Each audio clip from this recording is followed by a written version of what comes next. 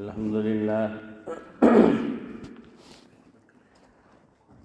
لله وكفى وسلام على عباده الذين اصطفى أما بعد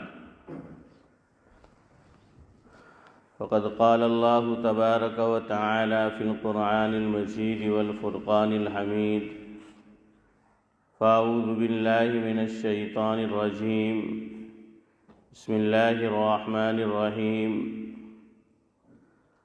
وَلَقَدْ خَلَقْنَا الْإِنسَانَ مِنْ سُلَالَةٍ مِنْ طِينٍ ثُمَّ جَعَلْنَاهُ نُطْفَةً فِي قَرَارٍ مَكِينٍ ثُمَّ خَلَقْنَا النُّطْفَةَ عَلَقَةً فَخَلَقْنَا الْعَلَقَةَ مُضْغَةً فَخَلَقْنَا الْمُضْغَةَ عِظَامًا فَكَسَوْنَا الْعِظَامَ لَحْمًا ثم أنشأناه خلقا آخر فتبارك الله أحسن الخالقين.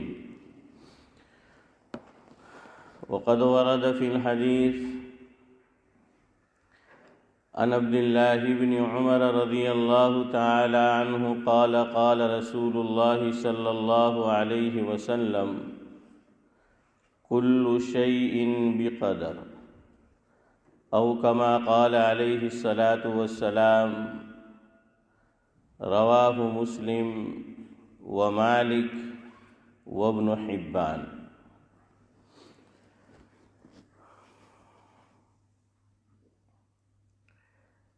کہ جس نے منمانی بات خدا کی نہیں مانی، کہ جس نے منمانی بات خدا کی نہیں مانی، ہے یہ اس بات کی علامت کہ بہت کمزور ہے قوت ایمانی.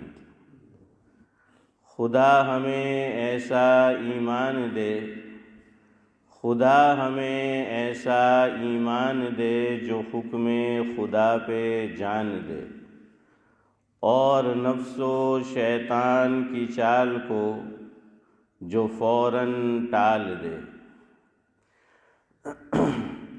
نہ کرے ہم پیروی زمانے کی، نہ کرے ہم پیروی زمانے کی، بات کو ادھر ادھر گھمانے کی. کرے ہر عمل میں ہم اختیار سنت رسول کو اپنانے کی. آمین. بزرگان محترم، 18واں پارہ جہاں سے شروع ہوتا ہے اس سورت کا نام ہے سورہ مؤمنون.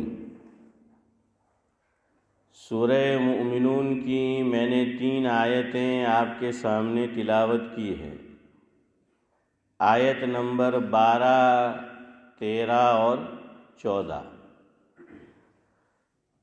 مجھے آگے ایک حدیث پاک سمجھانی ہے تو میں یہ قرآن کریم کا ترجمہ پہلے آپ کے سامنے کرتا ہوں تاکہ اس کو سمجھنا آسان ہو. اللہ رب العزت اس میں ارشاد فرماتے ہیں کہ وَلَقَدْ خَلَقْنَا الْإِنسَانَ مِنْ سُلَالَةٍ مِنْ طِينٍ، کہ ہم نے انسان کو مٹی کے خلاصے سے پیدا کیا. مٹی کا خلاصہ یعنی نچوڑ. جیسے گیہوں ہوتا ہے تو پرانے دور میں دیکھا ہوگا جو بڑی عمر کے حضرات ہیں کہ گھر پہ ہی اسے کیا کرتے تھے، پیستے تھے، اسے صاف کرتے تھے تو بھوسا الگ ہو جاتا تھا اور خلاصہ الگ ہو جاتا تھا. تو اسی طرح سے مٹی کے خلاصے سے پیدا کیا. عام طور پر ہم بولتے ہیں کہ انسان کو کس سے پیدا کیا؟ مٹی سے. قرآن میں یہ بھی ہے، من طین یہ لفظ بھی آیا ہے، لیکن قرآن نے بعض مقامات پر یہ فرمایا کہ وَلَقَدْ خَلَقْنَا الْإِنسَانَ مِنْ سُلَالَةٍ مِنْ طِينٍ. تو بولنے کو مٹی بولے تو بھی صحیح ہے، لیکن قرآن نے یہ بھی پھر وضاحت کی ہے کہ مٹی سے نہیں بلکہ مٹی کے خلاصے سے پیدا کیا، مٹی کے خلاصے سے. ثم جعلناہ نطفۃ فی قرار مکین. اچھا، مفسرین نے ایک بات اور لکھی ہے. دیکھیے مٹی الگ الگ قسم کی ہوتی ہے. بعض مٹی ایک دم کالی ہوتی ہے. پہلے ہم جہاں سے آئے ہیں وہاں پر گلے میں کسی کو تکلیف ہوئی، جیسے آج کل ہم میں سے اکثر کو ہے، میں بھی اسی کو فیس کر رہا ہوں، اور ہمارے شوکت بھائی اور عبدالرؤف بھائی کو بھی دیکھا ہے وہ بھی فیس کر رہے. اللہ سب کو صحت تندرستی نصیب فرمائے. تو کہتے تھے کہ کالی مٹی لگاؤ، بولتے تھے نا کہ کالی ایک دم کالی مٹی لے کر آؤ اور اس کو لگایا جائے. کرکٹ کھیلا جاتا تھا، اس کے لیے ٹف وکٹ نہیں بلکہ ویسے ہی جو کارپیٹ جس پہ بچھائی جاتی تھی تو اس کے لیے بولتے تھے کہ چھاروڑو لینے آؤ. کیا لے کے آؤ؟ وہ بھی کیا ہوتی تھی؟ مٹی ہے نا، وہ بھی مٹی ہے لیکن ایک خاص کلر ہے. تو الگ الگ طرح سے مٹیوں کا کلر ہوتا ہے. مفسرین نے لکھا کہ کوئی انسان سیاہ ہے، کوئی گندم کلر کا ہے گندمی، کوئی سفید ہے. یہ الگ الگ جو ہیں وہ اس لیے کہ اللہ تعالیٰ نے سب مٹی لی ہر طرح کی، اس کے خلاصے سے پیدا کیا، تو جس میں جو غالب آ گئی وہ ویسا ہو گیا. وَلَقَدْ خَلَقْنَا الْإِنسَانَ مِنْ سُلَالَةٍ مِّن طِينٍ. اللہ فرماتے ہیں کہ ہم نے انسانوں کو مٹی کے خلاصے سے پیدا کیا. ثُمَّ جَعَلْنَاهُ نُطْفَةً فِي قَرَارٍ مَّكِينٍ. پھر اللہ فرماتے ہیں کہ جو نطفہ ہے، منی، عورت اور مرد، مفسرین نے لکھا ہے کہ دونوں کی منی ملتی ہے پھر بچہ پیدا ہوتا ہے. صرف مرد کی منی سے نہیں، عورت کی منی بھی اس میں شامل ہوتی ہے. پھر یہ ڈاکٹر یوں کہتے ہیں کہ جس کی منی جس پہ غالب آ جائے تو وہ بنتا ہے. پھر یعنی عورت کی منی مرد پہ غالب آ گئی تو بچی پیدا ہوگی، اور مرد کی منی عورت پر غالب آ گئی تو کیا پیدا ہوگا؟ بچہ پیدا ہوگا. اب یہاں رک کر ایک بار سمجھے. بعض گھرانوں میں، اللہ کرے کہ کوئی گھر ایسا نہ ہو، لیکن یہ بھی ایک حقیقت ہے کہ کسی کے یہاں لڑکیاں ہی لڑکیاں پیدا ہو رہی ہے تو ساس اور نند جو ہیں وہ بھابھی اور بہو کو کوستی ہے کہ یہ تو لڑکیاں ہی لڑکیاں پیدا کر رہی ہے. ایک تو یہ اللہ کا عمل ہے، نمبر ایک ہمارا تو ایمان ہے. پھر چلو ان کی بات مان لیتے ہیں سائنس کی، تو وہ یہ کہتے ہیں جس کی منی غالب آ جائے. اب آپ ذرا یہاں انصاف کی بات کیجئے، قصور کس کا ہے؟ ارے سمجھ رہے میری بات؟ لڑکیاں ہی لڑکیاں پیدا ہو رہی ہے، قصور کس کا ہے؟ ڈانٹ کس کو رہے ہیں؟ ساس بہو کو ڈانٹ رہی ہے، نندے بھابھی کو ڈانٹ رہی ہے. اور اب موجودہ سائنس یہ بتا رہی ہے تو یہ تو بالکل ویسا ہی ہو گیا کہ چور الٹا کوتوال کو ڈانٹے، چور الٹا کوتوال کو ڈانٹے. ارے تمہارے بچے کے اندر کمزوری ہے کہ اس کی منی تمہاری بہو کی منی پہ غالب نہیں آ رہی، اس کا نطفہ غالب نہیں آ رہا تو وہ بچی پیدا ہو رہی ہے. اس میں عورت کا کیا قصور ہے؟ ہمارا ایمان تو سائنس کچھ کہے، دیکھیں ان کی تحقیق تو بدل بھی سکتی ہے نا. ہاں یہ کوئی حرف آخر تو ہے نہیں. اکبر الہ آبادی نے اسی کو کہا ہے کہ برسوں فلاسفی کی چنا و چنی رہی، برسوں فلاسفی کی چنا و چنی رہی، مگر خدا کی بات جہاں تھی وہیں رہی، وہ نہیں بدلتی. وَتَمَّتْ كَلِمَةُ رَبِّكَ صِدْقًا وَعَدْلًا لَا مُبَدِّلَ لِكَلِمَاتِهِ. اور کہیں قرآن کریم یہ کہہ رہا ہے لا تبدیل لکلمات اللہ. کہیں اللہ اس کو ایک اور پیرائے میں سمجھاتا ہے ومن اصدق من اللہ حدیثا ومن اصدق من اللہ قیلا. اللہ اللہ کی بات نہیں بدلتی. ہمارا ایمان تو اس آیت پر ہے جو غالباً 25ویں پارے میں ہے. اللہ فرماتے ہیں للہ ملک السماوات والارض یخلق ما یشاء یہب لمن یشاء اناثا ویہب لمن یشاء الذکور او یزوجہم ذکرانا واناثا ویجعل من یشاء عقیما انہ علیم قدیر. اللہ نے کیا فرمایا کہ سب کچھ اللہ تعالیٰ کے قبضے قدرت میں ہے. وہ جو چاہتا ہے پیدا کرتا ہے. کسی کو چاہے صرف لڑکے ہی لڑکے عطا کرے, کسی کو چاہے تو صرف لڑکیاں ہی لڑکیاں دے, اور جس کے لیے چاہتا ہے تو لڑکے بھی دیتا ہے اور لڑکیاں بھی دیتا ہے, اور اگر کسی کے لیے چاہتا ہے تو نہ لڑکا دیتا ہے نہ لڑکی دیتا ہے. اس کو عقیم رکھتا ہے, بانجھ رکھتا ہے, نہیں دیتا. ہاں, حضرت تھانوی رحمۃ اللہ علیہ کا ملفوظ ہے. حضرت تھانوی رحمۃ اللہ علیہ نے فرمایا, جس کا خلاصہ یہ ہے, یہ ہمارے وہ بزرگ ہے کہ یہ ہر فن مولا ہے. حضرت تھانوی کیا ہے؟ ہر فن مولا. یہ ہر فن دو لفظ ہے, ہر فن. عام طور پہ ہم بولتے ہیں ہر فن, ہاں, لیکن یہ الگ الگ ہے. ہر فن مولا. علماء یہ لکھتے ہیں کوئی ایسا فن نہیں ہے کہ جس میں حضرت تھانوی کی تصنیف موجود نہ ہو. کوئی ایسا فن نہیں ہے. اسلامی فنون کی بات کر رہا ہوں, اسلامی علوم کی بات کر رہا ہوں, فنون کی نہیں, اسلامی علوم کی, کہ کوئی ایسا فن نہیں جس میں حضرت تھانوی کی. تو حضرت تھانوی نے عملیات کے تعلق سے بھی ایک کتاب لکھی جس کا نام ہے اعمال قرآنی. اب اس کے اندر ایک عمل لکھا ہے حضرت نے کہ کسی کے ہاں اولاد نہ ہوتی ہے ہو تو یوں کرو یوں کرو. اچھا, اعمال قرآنی کیوں نام رکھا؟ اس میں جتنی بھی عملیات ہے, یعنی تعویذ جس کو ہم بولتے ہیں, تعویذ کے لائن سے حضرت نے قرآن کریم سے کوئی آیت اٹھائی, کوئی جملہ اٹھایا, کوئی ٹکڑا اٹھایا, اور اسی کو بنیاد بنا کر کہا کہ یہ کرو. حضرت سے پوچھا گیا کیوں؟ کہ پتہ نہیں کیسے کیسے لوگ عملیات کرتے ہیں, لوگ وہاں جا کے ایمان کا سودا کرتے ہیں. میں نے سوچا کہ بھائی قرآن ہی سے وہ آپس میں اصل میں مناسبت دیکھی جاتی ہے. آپس میں کیا دیکھی جاتی ہے؟ مناسبت دیکھی جاتی ہے عملیات میں.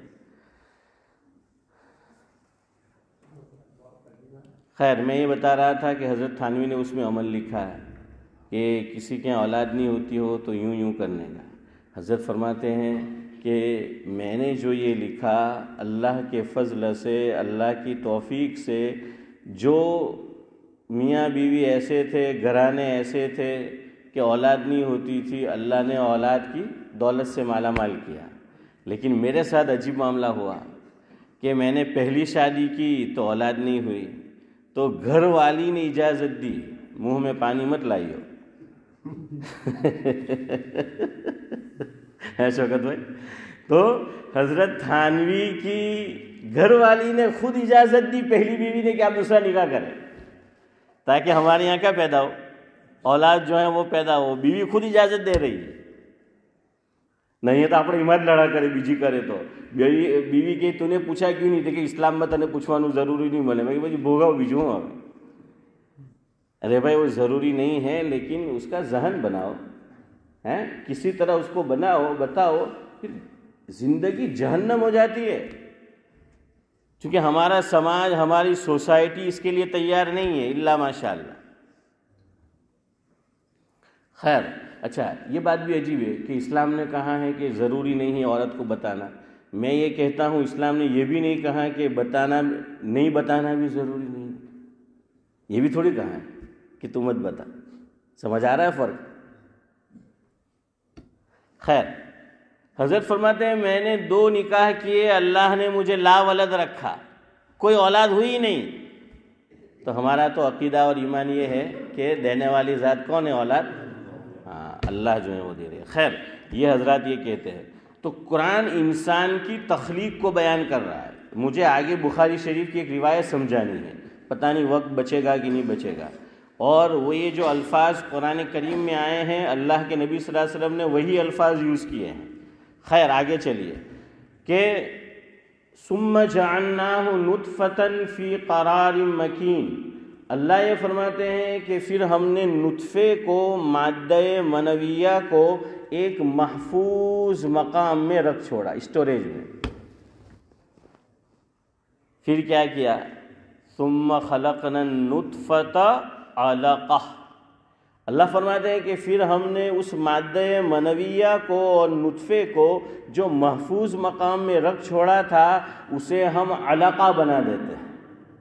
علقہ کا ترجمہ مفسرین نے کیا ہے گوشت کا لوتھڑا۔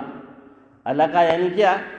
گوشت کا لوتھڑا۔ یہ اللہ تعالیٰ انسان کی تخلیق کو بیان کر رہا ہے۔ آج کی سائنس بھی اس کو مانتی ہے کہ بالکل قرآن نے جو 1400 سال پہلے کہا تھا انسان ماں کی کوکھ میں اسی طرح جنم لیتا ہے، وہ بنتا ہے، تیار ہوتا ہے اندر فیکٹری میں۔ اللہ فرماتے ہیں کہ پھر ہم نے اس کو گوشت کا لوتھڑا بنایا، اور گوشت کا لوتھڑا بنانے کے بعد پھر کیا بنایا؟ مضغہ، کہ ہم نے اس پر ہڈیاں چڑھائی۔ کیا ہو گئی؟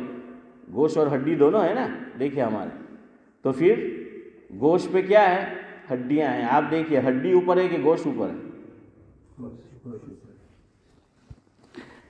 چلو چھوڑو اب۔ تو بہرحال کیا ہے، اللہ فرماتے ہیں کہ ہم نے ہڈیوں کو جو ہے، نظر نہیں آ رہا سب پہ آپ کو، تو بہرحال وہ کیا، اور پھر ہڈیاں جو تھی اس پہ پھر گوشت چڑھایا۔ کیا چڑھایا؟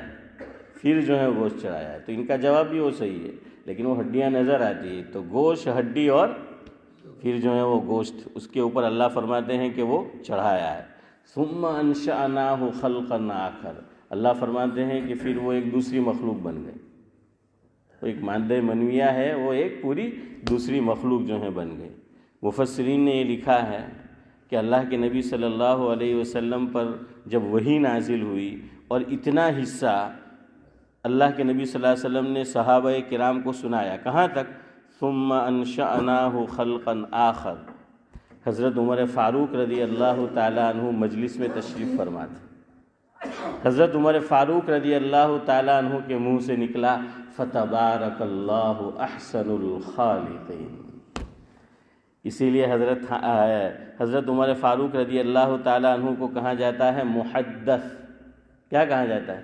محدث نہیں، ایک تو محدث ہوتا ہے، جیسے ہمارے حضرت مفتی سید احمد صاحب پالن پوری اور مولانا یونس صاحب جون پوری رحمۃ اللہ علیہ، ان کو محدث ہم بولتے ہیں۔ تو یہ محدث یعنی ایسا شخص کہ اس کے منہ سے جو کلمات نکلے اللہ تعالیٰ نے اس کو قرآن کریم کا حصہ بنا دیا، یہ وہ صحابی ہے۔ علماء لکھتے ہیں کہ کم و بیش 18 سے اوپر کچھ ایسی آیات ہیں کہ جو حضرت عمر فاروق رضی اللہ تعالیٰ عنہ کی خواہش، چاہت اور الفاظ تھی، فرش پہ وہ الفاظ ادا ہوئے ہیں، اللہ نے عرش سے وحی بنا کر اتارا۔ حضور نے فرمایا کہ ہر امت میں مفہوم محدث ہوتا ہے، میری امت میں عمر فاروق رضی اللہ تعالیٰ عنہ۔ تو یہ جب تخلیق جو انسان کی ہوتی ہے اللہ کے نبی نے بیان کیا تو نکلا منہ سے فتبارک اللہ احسن الخالقین، کہ اللہ تعالیٰ جو ہیں وہ کیا ہے، اس کی کیا شان ہے کہ بہترین پیدا کرنے والا ہے، بہترین خالق ہے، بہترین صناع ہے۔ اب چلیے آئے گزشتہ جو میری باری تھی جمعہ میں گفتگو کی تھی، اس میں یہ بتایا تھا آپ کو کہ کوئی بیمار ہے، لا علاج بیماری میں مبتلا ہے، اور وہ خود اپنی جان لینا چاہے یا ڈاکٹر سے کہے اور وہ ہیلپ کرنا چاہے، اسلام اس کی اجازت نہیں دیتا۔ جیسے اسلام لا علاج بیماری ہے، اس میں آدمی کو یہ اختیار نہیں دیتا کہ وہ کسی طرح اپنی جان لے لے، یا ڈاکٹر اس کی ہیلپ کرے یا کوئی اور آدمی اس کی ہیلپ کرے۔ اسلام اس کی بھی اجازت نہیں دیتا کہ حمل ٹھہر چکا ہے اور 4 مہینے اس پہ پورے ہو چکے ہیں، یعنی 120 دن، اب کوئی آدمی حمل کو گرانا چاہے، اسقاط حمل کرانا چاہے تو نہیں کرا سکتا، اس کی بھی اجازت نہیں ہے۔ 4 مہینے سے پہلے کرا سکتا ہے، وقت نہیں ہے، اس لیے وہ جو مجھے آپ کو بخاری شریف کی روایت سمجھانی تھی، میں اب اس طرف نہیں جاتا چونکہ وقت ہو رہا ہے۔ اس میں بھی یہی الفاظ آئے ہیں کہ حضور نے فرمایا کہ مدغہ، علقہ اور نطفہ۔ صرف یہ بتا دیتا ہوں، بخاری شریف کی روایت ہے، حضور نے فرمایا کہ پہلے کیا ہے، 40 دن نطفہ رہتا ہے، 40 دن علقہ رہتا ہے اور 40 دن مدغہ رہتا ہے۔ پھر یہ الفاظ ہے بخاری کی روایت میں، فَيُرْسَلُ الْمَلَكُ فَيَنْفُخُ فِيهِ الرُّوحَ، کہ اللہ تعالیٰ نے ایک فرشتہ مقرر کر رکھا ہے کہ جب 120 دن گزر جاتے ہیں، 40 دن، تو 120 ہوئے نا، یہ 3 مدغہ، علقہ اور نطفہ، تو 40 120 دن ایک فرشتہ، اس کی یہ ڈیوٹی ہے، یہ ذمہ داری ہے۔ بخاری کی روایت بتا رہی ہے کہ جب 120 دن گزرتے ہیں تو وہ اس کے اندر کیا کرتا ہے، روح پھونک دیتا ہے۔